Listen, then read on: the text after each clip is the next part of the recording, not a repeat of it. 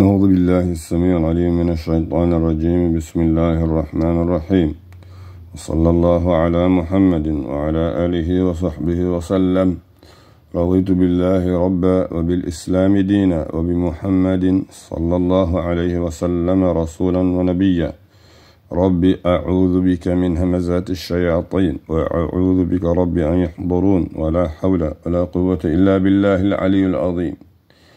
Continuing on with the Prophet ﷺ's legendary government military legacy, the era of Umar ibn Al-Khattab radiallahu anhu, after completing the military career of the Prophet ﷺ on the same channel in 30 videos, and the era of Sayyidina Abu Bakr as-Siddiq being the legacy of Rasulullah sallallahu alayhi wasallam in a total of 50 videos. We're now moving on to video number 21, which is the era of Sayyidina Umar ibn Al-Khattab, on page number 385, using familiar and simple words and avoiding obscure and complex words. And we are in the section of Sayyidina Umar ibn Al-Khattab's eloquence and passion towards poetry. It is narrated that Umar ibn Al-Khattab would come to Zubayr, whose poetry he liked, and the reason why he liked his poetry was that he did not use vague or unfamiliar words, and he was not long-winded, and he would not praise a man unless what he said was true. This explains the type of poetry that is acceptable in Islam. It is poetry that is clear in meaning, uses familiar words, is true to life, and avoids exaggeration, because poetry calls people to a purpose and addresses the majority of people, so it should be intelligible. It is worth pointing out that the scholars of rhetoric, who subsequently wrote down the standards of rhetoric, did not go much further beyond what Umar stated in this regard. In terms of charity, Umar wrote to Sa'd ibn Abi Waqqas and said, "What prevented me from writing you a letter was my lack of information concerning your situation with regard to your enemy. Describe to me where the Muslims are camping in the land that is between you and them." Al-Madain, as if I can see it, and give me a clear and full picture of your situation. The last phrase, give me a clear picture, illustrates the importance of clarity, not charity, clarity. So, the importance of clarity, give me a clear picture, illustrates the importance of clarity of words. In Umar's view, the word should fit the meaning. One of the things that are narrated from Umar ibn Khattab in his words, beware of long-windedness. Imam ad-Darami said this refers to speech by adding extra words. Umar wanted to avoid use of excessive words because that dilutes the idea and distorts it.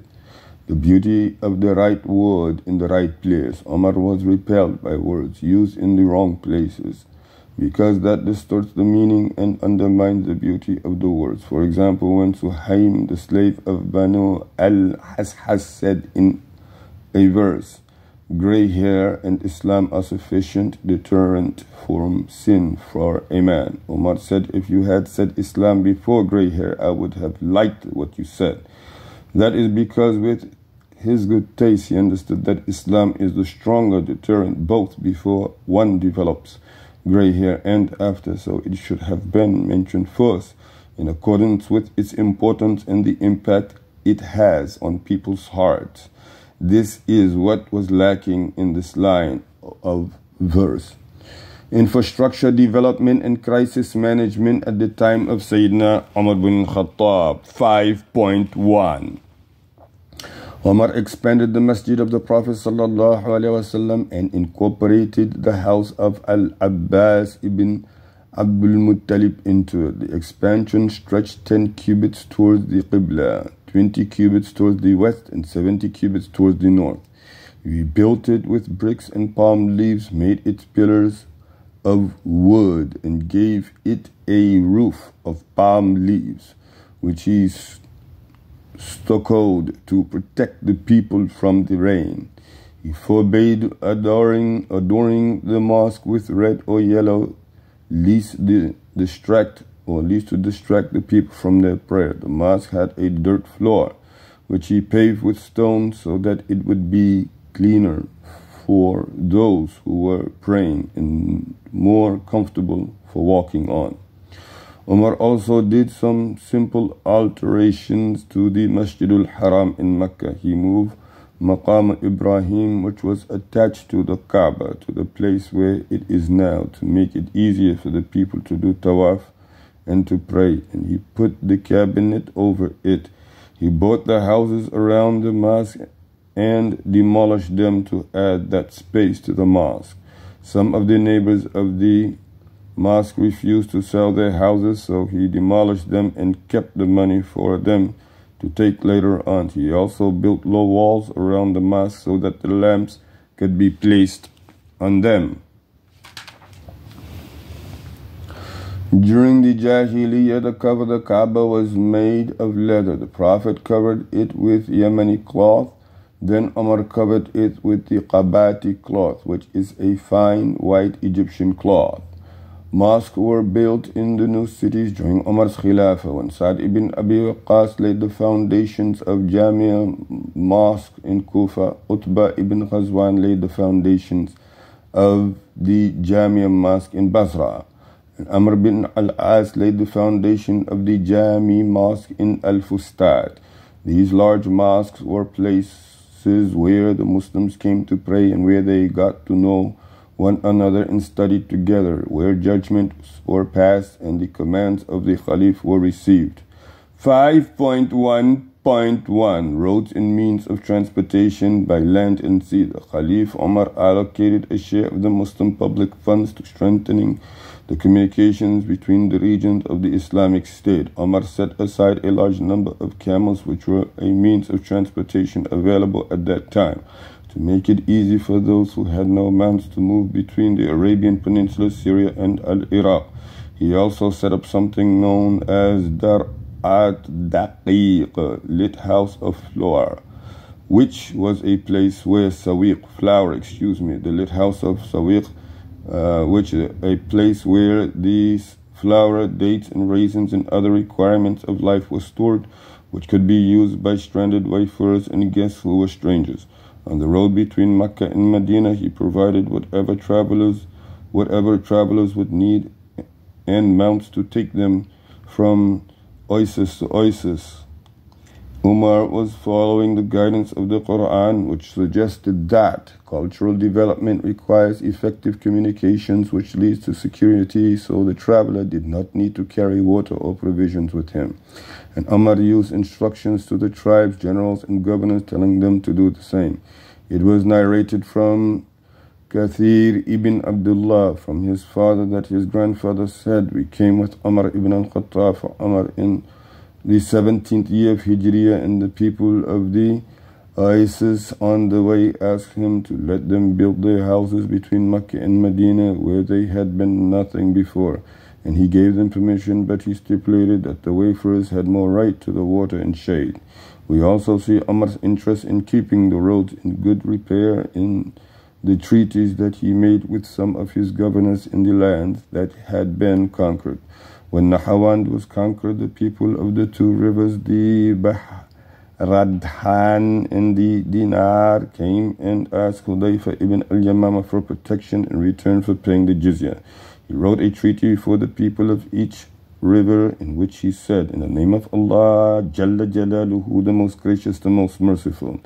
This is what Hudayfa ibn al-Yamama gives to the people of Dinar River. He gives them security with regard to their lives, their wealth, and their land. They will not be forced to change their religion or be prevented from performing their rituals, and they are to be protected so long as they pay the jizya each year for each person who has reached the age of puberty according to his means, to the Muslim governor who is appointed over them, and so long as they guide the wayfarers, maintain the roads, show hospitality for 1 day and 1 night to the Muslim troops who come to them and are sincere. If they betray and cheat us, then the treaty is broken. Again, moving along now to page number 390.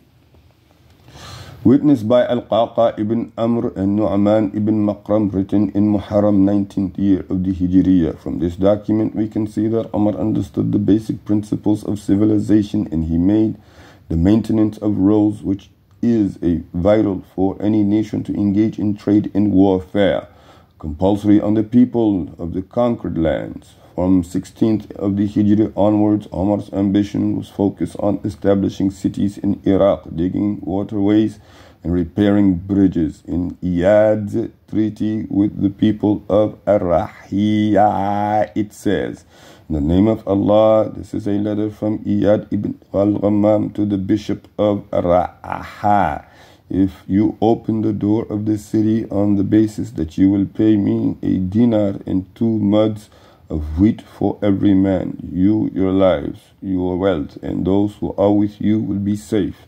You are obliged to guide those who are lost, maintain bridges and roads, and be sincere towards the Muslims.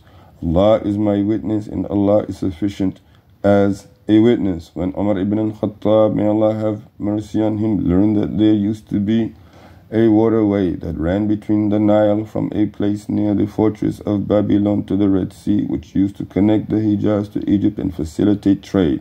But the Byzantines had neglected it, and it had been filled in. He ordered his governor in Egypt, Amr ibn al-As, to dig this waterway again. So it was dug again, and it became the route between the Hijaz and Al-Fustat, the then capital of Egypt. It became a channel of trade that brought prosperity to the region between the Nile and the Red Sea. Once again, on the banks of this waterway in Al-Fustat, there were established parks, gardens, and residential areas. And Amr called it Khalijul Amirul Mu'minin, the channel of the commander of the faithful. The governor of Egypt was able to send whatever foodstuff he wanted to Al-Madinah and Mecca, and Allah benefited the people of the 2 sanctuaries in this manner. Food continued to be transported in this manner until after the time of Umar bin Abdul Aziz. After that, the governors neglected it, and it was filled in with sand and lost. In Al-Iraq, a waterway was dug that converted 3 parasangs, from Al-Khawr to Basra, to bring water from the Tigris to Basra. These projects, which dug rivers and waterways and kept the roads in good repair and built bridges and dams, took a huge amount of wealth from the budget of the state during Umar's time. Establishing border posts and new cities as military bases and centers for the spread of culture. As the conquest spread further, the Muslim state at the time of Umar bin al-Khattab began to build cities on the borders and to make the means of transportation and development of the land easier. Umar also encouraged people to migrate to the centers where the troops gathered for jihad, and to move to the conquered lands in order to spread al-Islam and supply the mujahideen with men and weapons. The most important cities which were founded on this basis were Basra, Kufa, Mosul, Al-Fustat, Giza, and Sirt. He made plans and allocated the troops on the basis of tribes and army divisions. In each city, he established public facilities such as mosques, markets, and set aside common land, al-hima, for grazing the horses and camels of the mujahideen, He encouraged the people to bring their wives and children from the cities of Hijaz and all parts of Arabia to settle in these cities, so that they would become military bases from which the armies could be mobilized and supplied to penetrate deep into the enemy land and spread the call of al-Islam therein. And Umar radiallahu anhu commanded the leaders of his armies, when they drew up the plans for these cities, to make the routes between them and the capital of the Caliphate easy, with no seas or rivers in between, because Umar was concerned about the Arabs' ignorance of sea travel at the time. But when he realized that the Muslim army in Egypt had learned how to make use of water routes on rivers and by sea, he allocated Amr bin As to dig a canal that connected the Nile to the sea, so that the food supplies could be transported to the Hijaz, as we have stated above. Umar ibn al-Khattab established these cities and recruited soldiers as the state expanded and the conquest increased, and the distance between the Muslims in different areas became greater. The troops needed places where they could rest for their tiring journeys or from their tiring journeys, and places where they could find shelter in the winter and when they returned from campaigns. So there were motives for building these cities, so long as the aim of conquest was to spread the call of al-Islam and convey it to nations, people, and individuals. It was essential to establish Islamic life where these nations could see it in practice and these individuals could experience it. So the Islamic cities were established on an Islamic basis in which Islam could be lived out in a complete sense. Kufa, Basra, and Al-Fustat, Mosul were Islamic cities, at the center of each of which was the mosque with houses for the troops spread around it.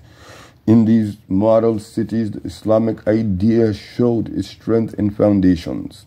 Its strength represented by the army and its foundations represented by the Book of Allah subhanahu wa ta'ala, the Quran.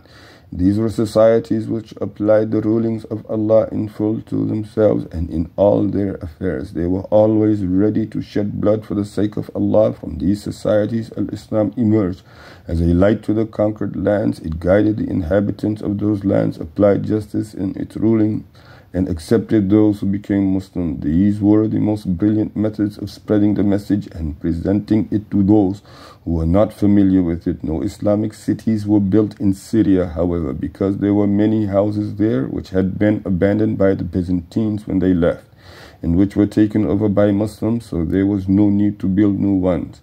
There were also many Arabs already in Syria, so each tribe could find relatives there. Among the most important cities that were founded during the time of Umar ibn al-Khattab was Basra. The meaning of the Arabic word Basra is rugged land with solid rocks, or it was said that it means pebbled lands or soft white rocks. Basra is a city which is located at the point where the Tigris and the Euphrates meet, a meeting point which is known as Shat al-Arab. When it was established, Umar's idea of paying attention to the Arab way of life was taken into account. Its location was close to water and grazed land, between cultivated land and wilderness. The reason why the Muslims had camped there during the time of Abu Bakr was that Qutbah ibn Qatada ad-Duhali or Suwaid ibn Qutbah, according to different reports, had been fighting the Persians along with a number of his people in the region of Basra, and Khalid ibn al-Walid had told him to stay there as governor and leader in the area. When Umar ibn al-Khattab became Khalifa, he appointed Utbah ibn al-Ghazwan, one of the earliest companions of the Messenger of Allah, as the governor and commander in the area, and said to him, keep the people of Al-Ahwaz, Persia, and Maysan busy there by fighting them and distract them from helping their brothers.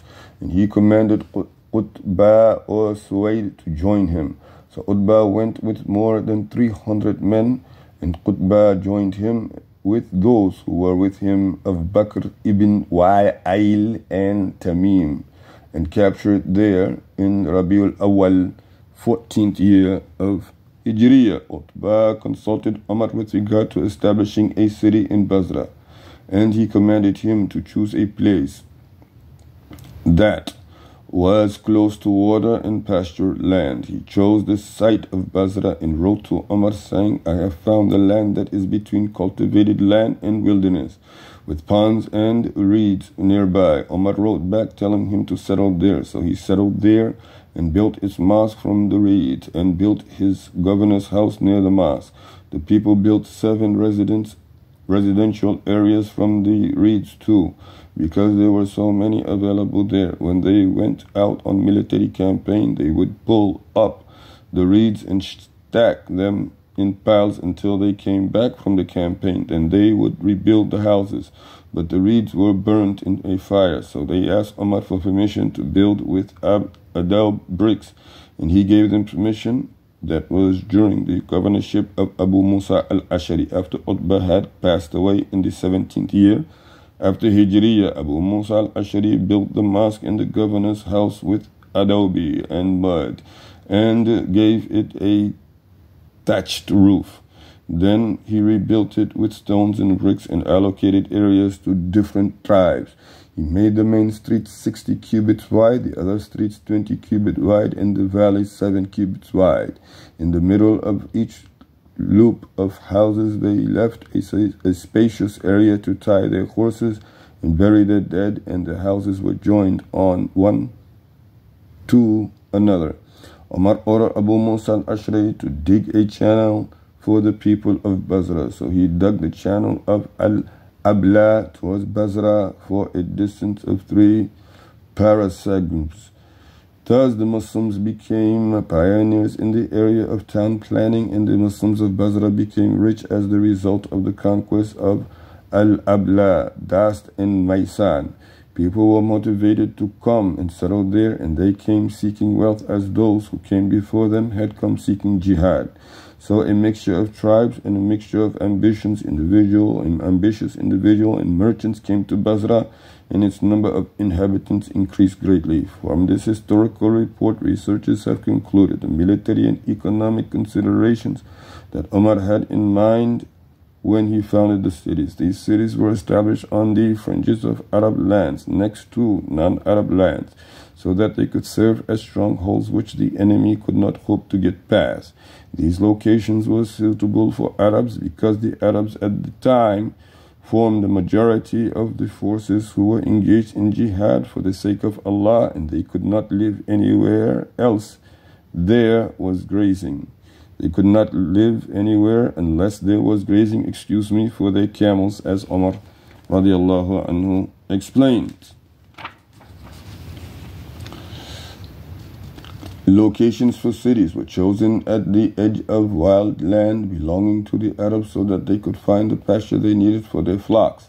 They chose land that was also close to non-Arab villages so that they could produce, or that their produce of these villages, such as yogurt, wool, grains, and fruit, would be readily available. When Umar read the letter of Utbah ibn Ghazwan about the land of Basra, he said, "This is green land that is near water and pasture and firewood. This is indicative of sound military strategy and good planning, which took into account the circumstances of both war and peace, as well as the necessity of securing a water supply and establishing short supply lines and sources of fuels such as firewood, which every city needs.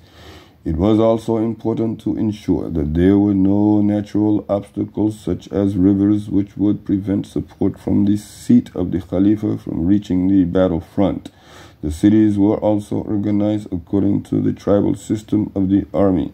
Each tribe was accommodated in houses in a single neighborhood. Kufa, for example, the historians all agreed that Sa'd ibn Abi Waqqas is regarded as the original founder of this city. He chose its location and ordered that it be planned and laid out after a series of victories which the Muslims achieved in their wars against the Persians in the regions of Al-Madain. As was the case in the selection of the location for Basra, military factors played a basic role in motivating Sa'd to think of choosing a place for the Mujahideen to camp, which he did after Umar commanded him to do so. Sa'd ibn Abi Waqqas' choice of location, for Kufa was in accordance with the standard laid down by Umar ibn Al-Khattab, who had noticed a change in the faces of those who came from Al-Qadisiyah and Al-Madain, and he realized that this was due to the bad climate. So he wrote to Sa'd ibn Abi Waqqas telling him to find a place that suited them and their camels. He sent Salman al-Farisi and Hudayfa ibn al-Yamama as scouts to look for the best location for Kufa, and they found a spot between Al-Hira and the Euphrates. It was so called because it was sandy and pebbly, and such land is called Kufa in Arabic. So Sa'd moved from Al-Madai into Kufa in Muharram 17 years of the Hijriyah. Umar wanted the Muslims to stay in their tents because that was better for the purpose of war and made them look ready and were frightening to their enemies. When the people of Kufra, however, and Basra asked him for the permission to build with reeds, he did not want to go against their wishes, and he gave them permission.